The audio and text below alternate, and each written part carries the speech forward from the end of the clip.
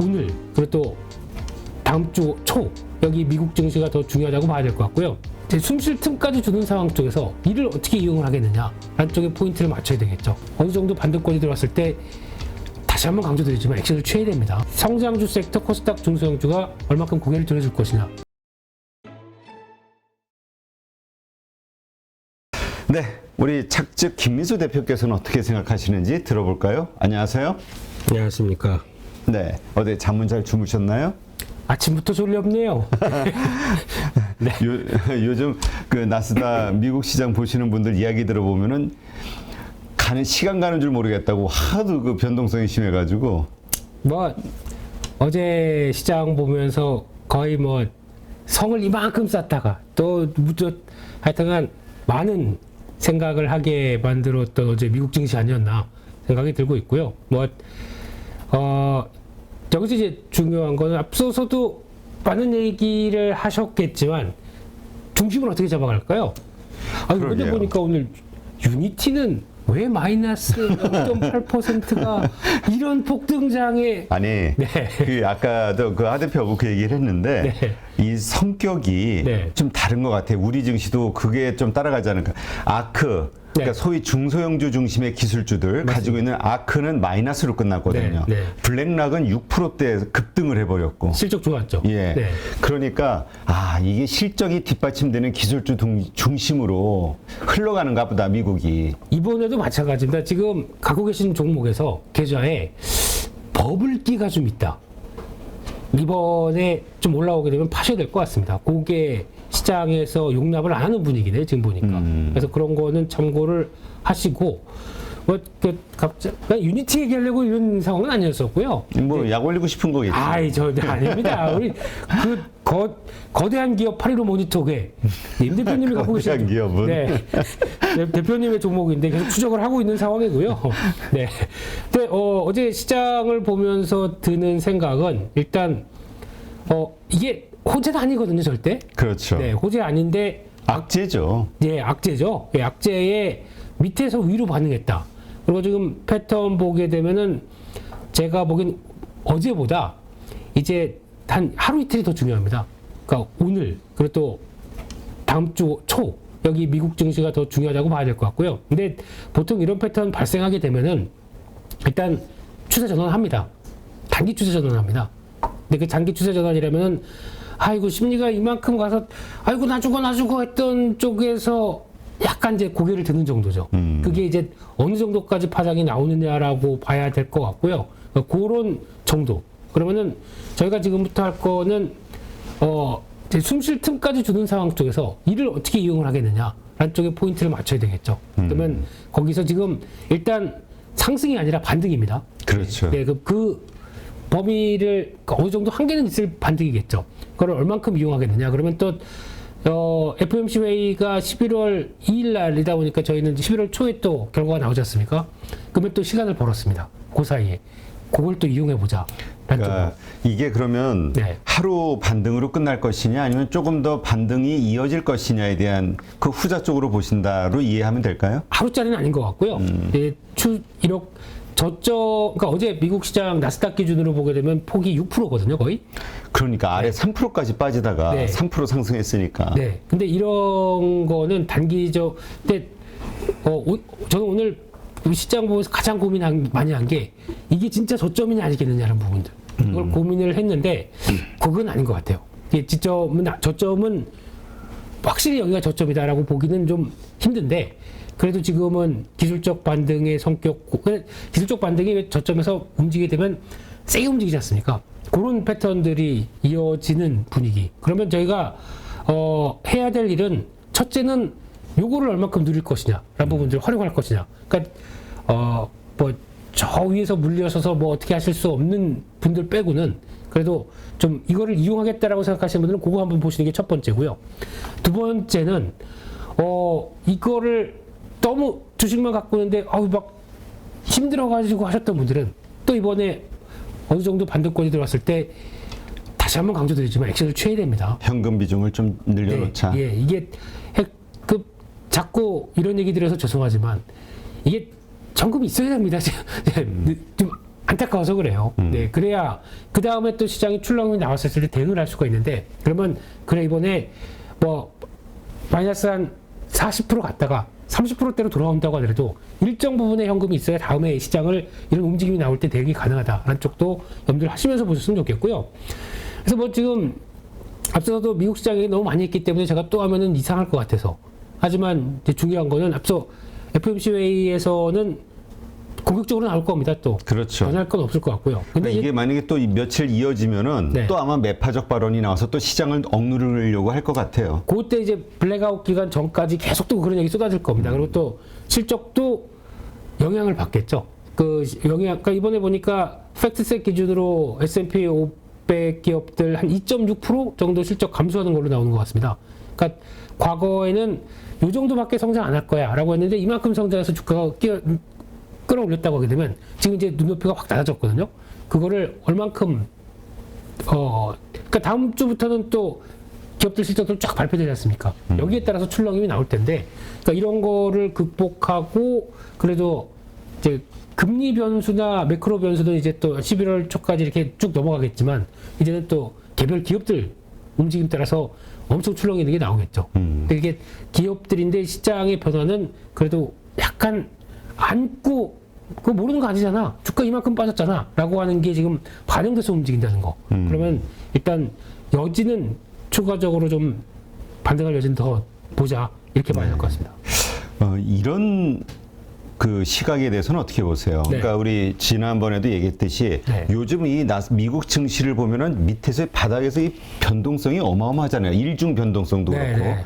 이게 힙소 현상 아니냐? 그러니까 네. 주로 바닥권에서 일어나는 현상. 네. 이게 아니겠느냐라는 의견도 있단 말이죠. 그쵸. 그리고 어제 같은 경우는 보다 보니까 지표 중에 하나가, 그러니까 보통 저희가 파생할 때 아주 쉽게 말씀드리면은 프리미엄이라고 그러거든요. 그러니까 내가 그러니까 콜옵션이나 풋옵션을 본다고 하더라도 이 가치가 더 하락할 것 같으면 풋옵션의 프리미엄이 이만큼 붙습니다.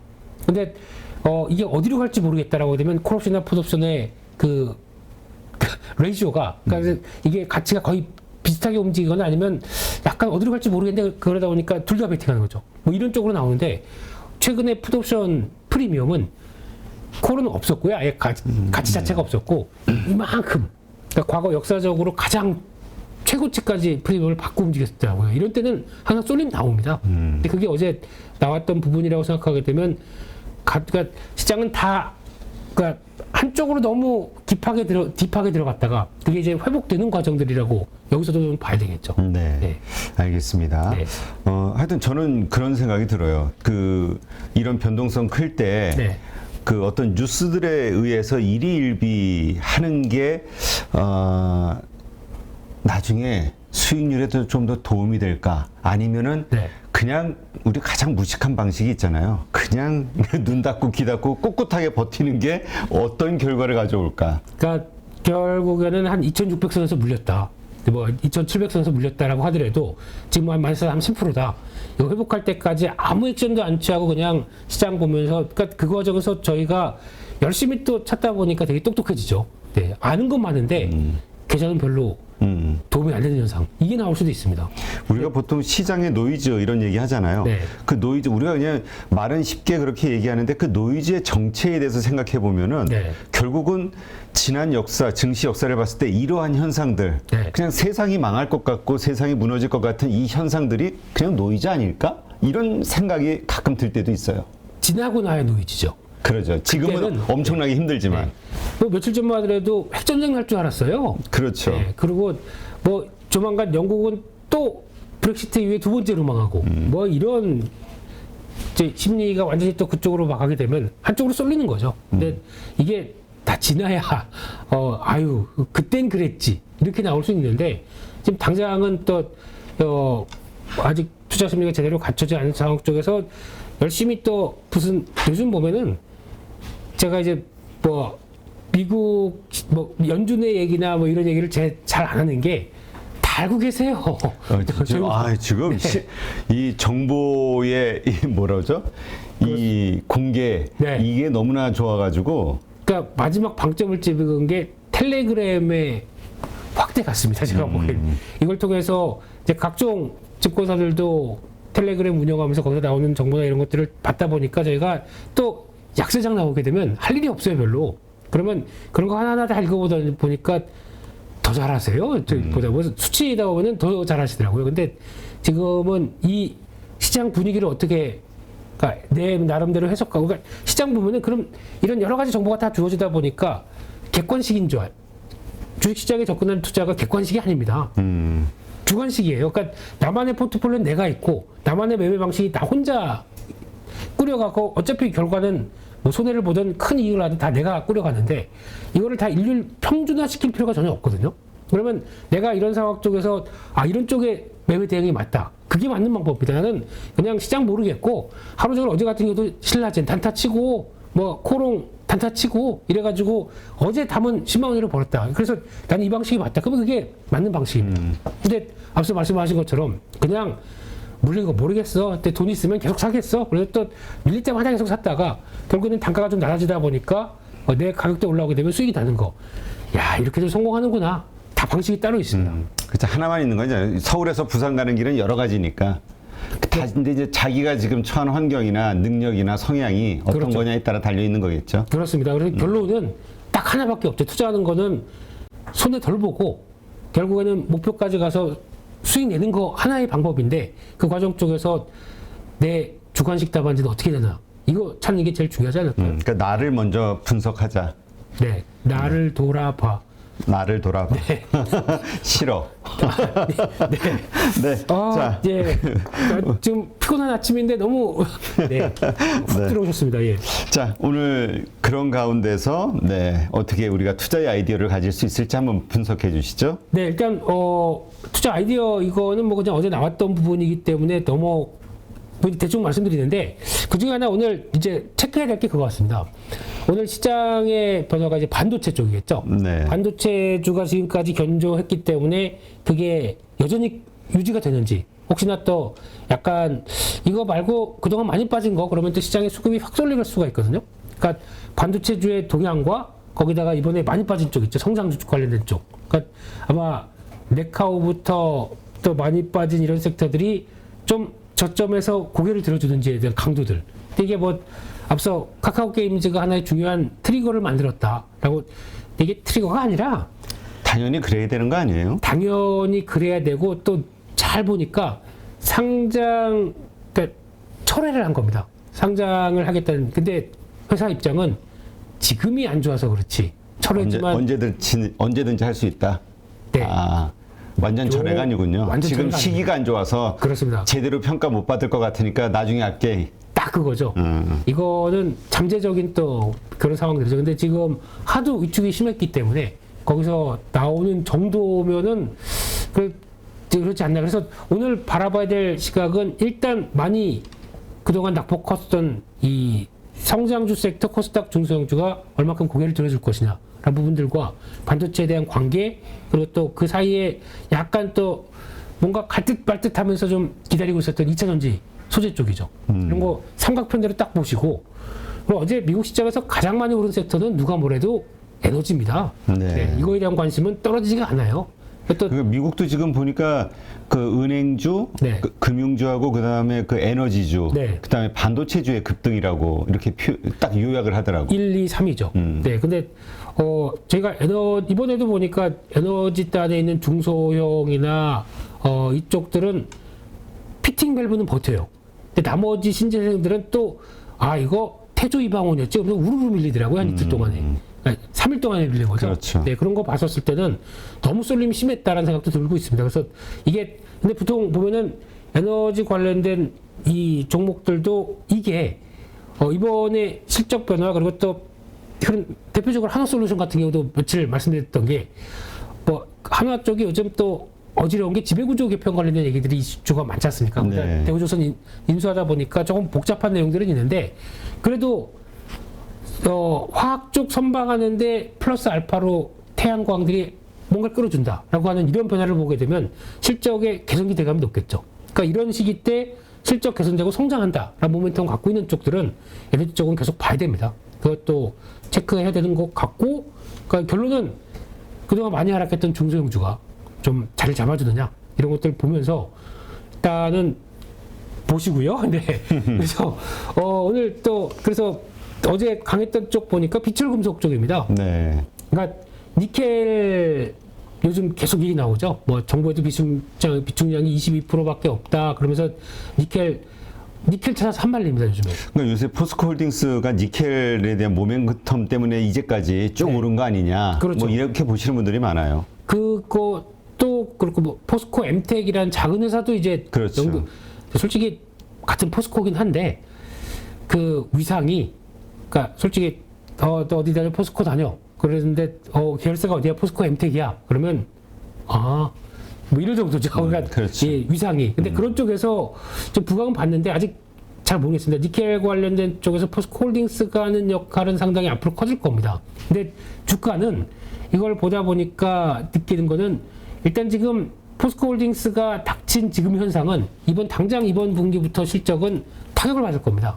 그래서 이게 그럼에도 불구하고 요즘 특징이 그거든요. 지난번에 석유화학 말씀드렸음에도 불구하고 쪽으로 하든 실적으로 나오는데 주가가 미리 하락하다 보니까 PBR은 0.2배, 0.3배 이런 상황 쪽에서 이게 최악이 아니겠느냐. 그것도 이번에 수에 관련된 피해를 그래서 매출 자체가 위축되고 실적이 큰 타격을 받는다고 하더라도 이거 일회성 아니겠느냐라고 되면 주가의 변화가 바뀔 수는 있겠죠.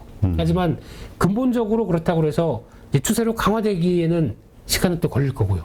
그거를 이용하는 정도로 보는 게 가장 맞지 않나라는 쪽에서 계속 광저는 포스코 홀딩스인데 지금 이 니켈 관련된 쪽이나 이 비철금속 관련된 쪽은 이게 결국에는 이제 알루미늄 관련주도 또 미국 러시아 갈등 나오면서 부각을 받긴 했는데 결국은 비철금속주가 뜨는 거는 저희가 보통 얘기하는 경기와 관련된 비철금속은 그렇게 큰 인기가 없습니다. 왜냐하면 구리도 뭐 알루미늄도 마찬가지겠지만 아직 뭐 한번 정체받기 시작하고 나서는 별 변화가 없죠 지금요. 이런 상황인데 같은 비철금속이라고 하더라도 2차 전지와 연관돼서 이제 지금 앞으로 수요가 이렇게 많을 텐데 그거 대비해서 이런 매장량이나 광산이 확보 못된 쪽 이게 핵심이겠죠. 이거를 보시면 결국은 이것 때문에 제대로 되겠어 아니면 중국산 계속 쓰는데 되겠어라고 해서 위축됐던 양극재 쪽이죠. 소재 쪽 이쪽들은 그래도 부각은 받지만 이쪽에서 큰 스토리 흔들림 없다 그러면은 또 봐야 되겠죠. 그래서 그런 것들은 오늘도 체크하자 이렇게 봐야 될 것 같고요. 두 번째 방산주 쪽에서 그러니까 저희가 보통 얘기는 이 태조 이방원 네. 이쪽이 보는 거 그렇습니다. 어차피 한번 올랐기 때문에 그러니까 이게 왜 이 종목들의 특징을 보게 되면은 지난 한번 시장은 밀리는데 그래도 꿋꿋하게 버텨줘서 저희 여름 때부터 한번 시장에서 부각받았던 섹터죠. 근데 이거 한번 부각받은 거 안 돼가 아니라 그러니까 내용을 보게 되면은 이거만큼 모멘텀 있고 이거만큼 성장에 대한 변화가 나올 수 있는 게 없습니다. 그러니까 상대적으로 부각을 받았거든요. 네. 그런데 왜 지금 이렇게 급하게 하락하냐면은 연간 기준으로 봤을 때 올라 있죠. 그렇죠. 그러면은 그럼 굳이 이걸 갖고 있지 말고 삼성전자, SK하이닉스 올라오는데 야 뭐해 조정 안 하고 뭐해 그럼 어떻게 하겠습니까? 포트 기관 투자자들 이쪽에 들어갔던 거 정리하죠. 정리하고 일로 넘어가죠. 그런 과정 쪽에서 집중 매도가 나왔다고 하게 되면 그래서 제가 뭐 이 관련된 섹터가 다시 다 반등하는 게 아니라 어떤 성과 충분히 내는 업체인데 이번에 타격이 좀 심했다. 그러면 이거는 바뀌어야 되겠죠. 그런 관점 쪽에서 변화 요인들을 한번 찾아보자라고 말씀드리고 싶고요. 근데 의외로 외국인들은 삽니다. 이런 걸 봤을 때는 또 체크해보자라고 말씀드리겠습니다. 근데 태조 이방원이 이 범위가 워낙 넓어서 네. 섹터가 좀 집중적으로 그 가운데서도 좀 유망하게 봐야 되는 섹터가 어디일까? 2차 네. 전지일까? 원전일까? 근데 다 빠졌어. 방산주도 다 빠지고. 예. 그래서 지금 제가 보기에는 단기 낙폭은 과대가 돼 있죠. 네. 그래서 그쪽에 반전은 이어질 텐데 이거 빼고 그쪽에서 일단 2차 전지 쪽 그리고 방사는 모르겠습니다. 그러니까 전에 보여줬던 모멘텀을 추가로 가기 위해서는 또 뭔가 수주가 나와야 되거든요. 네. 그거는 일단 제한될 수가 있기 때문에 그러니까 어떤 박스권 정도에 대응 정도가 낫지 않나 생각되고 있고요. 그밖에 신재생도 저는 잘 모르겠습니다. 그냥 많이 위축됐던 거 회복되는 정도까지로 봐야 될 것 같고요. 그래도 조선 쪽이나 조선 기자재 이쪽은 여전히 열린 게 다 맞는 것 같고 또 아까 말씀드렸던 기자재 쪽에서 피팅 밸브부터 나오는 이 에너지 라인들 이쪽은 이번이 저는 기회라고 다시 생각하고 있기 때문에 그 원자력은 너무 정책적인 입김이 너무 세기 때문에 이거는 또 좀 고민스럽고요. 그래서 중요한 거는 이게 이 태조 이방원이 중요한 게 아니라 그 안에 있는 내 종목이 더 중요한 겁니다. 그 종목에 대한 변화를 이게 성과가 나서 지금보다 훨씬 좋아질 텐데 라고 보는 거는 아마 이번 보면은 추세가 그렇게 많이 안 무너졌어요. 대표적으로 피팅 밸브 쪽도 지금 하나 보게 되면 뭐 성광밴드 이런 걸 본다고 하더라도 이게 만약에 안 될 거였으면 여기 와 있어야 되겠죠. 그렇죠. 많이 안 무너졌네요. 네. 요즘 빠진 거에 비하면. 중요한 지지권들은 계속 잡고 있습니다. 그런 거 봤을 때 이번부터 3분기부터 실적 돌아가는 수치들이 거의 하이로코리아가 20%대 작년 대비해서 성장이고요. 다른 것들은 뭐 100%대 다 넘어가는 것도 있으니까 이런 거에 변화 나오게 되면 기대감은 높겠죠. 그런 쪽에서 여전히 중심적으로 봐야 할 건 있는데 그렇다고 다 예전 수준만큼 돌아가지는 않을 것이다 라고 봐야 될 것 같습니다. 그 금융주에 대해서는 어떻게 보세요? 이제 어쨌든 미국 시장은 좋았잖아요. 뭐 단기 금리가 급등하다 보니까. 네. 근데 저한테 금융주를 물으신다고 하게 되면 No. 네, 저는 주가의 탄력을 보면서 생각하면서 대응한다라고 하게 되면 저거는 지금 움직이는 거는 제가 보기엔 금리 가지고 대응하는 것보다 저희는 또 약간 자산 건전성이나 뭐 또 정책적인 입김이나 여러 가지 따질 거 많죠. 근데 그냥 딱 배당만 보고 움직이는 성향들이 높는데 대한민국의 배당을 믿으시나요? 네, 저는 배당주를 별로 안 좋아합니다. 네, 차라리 배당하게 되면은 그냥 미국 주식. 미국 주식이 낫고 그리고 미국 주식은 배당이 그러니까 주기나 그리고 또 결정하고 집행하는 게 빠르지 않습니까? 그렇죠. 분기 배당도 있고 월별 배당도 있다고 하더라고요. 네, 근데 월 배당은 제가 보기에는 또 이게 주가가 만약에 이제 월 배당으로 가다가 그러니까 정책이 바뀌게 되면 주가가 큰 폭으로 하락하더라고요. 그렇죠. 네, 이게 또 불안하더라고요. 그래서 그런 건 이제 다 체크를 하시되 배당주에 또 한국의 지배 구조와 배당과 관련된 주주가치 정책은 여전히 실망스럽습니다. 그리고 또 지금 12월 말에 다 일률적으로 배당해서 4월 달에 주면 이게 이 기간 동안에도 그렇고 그리고 그 사이에 그러면 고배당이다. 1,000원 주는데 배당락이 1,200원이 돼버려요. 네, 이런 것도 보면 그냥 본전치기를 하는 것밖에 안 되기 때문에 저는 별로 안 좋아합니다. 네, 알겠습니다. 네. 또 마무리 한번 해주시죠. 네, 마무리인데요. 게임주 쪽 타격 심했습니다. 근데 네. 나왔던 얘기 뭐 저희가 모르는 건 없는데 아니 증권사들은 왜 이런 때 그럼 미리미리 확인되는데 이번에 보면 다 서너 개 증권사가 다 같이 목표가 내리면서 뭐 넷마블이건 펄어비스건 이런 것들 다 이렇게 하는지 모르겠습니다. 이거 좀 안 좋은 거 알아요. 아는데 그거를 갑자기 동반적으로 이러면은 좀 그렇죠. 그래서 이제 그렇죠. 지금은 어쩔 수 없습니다. 신작 게임, 그러니까 다른 거 다 모르겠고요. 신작 게임이 없다 보니까 그렇습니다. 근데 신작 게임 나오면서 변화가 나올 것들, 이런 것들은 그래도 아직 기대감은 살아있지 않나 싶은데, 만약에 혹시 뭐 저마저도 펄어비스 손절한 입장인데 뭐라고 얘기하겠습니까? 그래서 아마 지금은 저희 시장 변화 나올 때 아마 아까 말씀드렸던 성장주가 반응 나온다라고 하게 되면 줄이거나 비중을 관리하시는 게 좋겠다. 당장 보니까 신작 게임에 대한 모멘텀이 크진 않더라고요. 네. 알겠습니다. 하여튼 오늘 증시 흐름 어떻게 이어갈지 좀 기대도 되고 또 나스닥 선물지수에 따라서 또 방향성이 또 달라질까 걱정되기도 하고. 네. 알겠습니다. 오늘 수고하셨고요. 내일 저녁 8시 찐시황에서 좀 더 자세하게 우리 가족분들과 함께 시장을 좀 분석해 주시기 바랍니다. 그래야죠. 알겠습니다. 네. 수고했습니다. 감사합니다.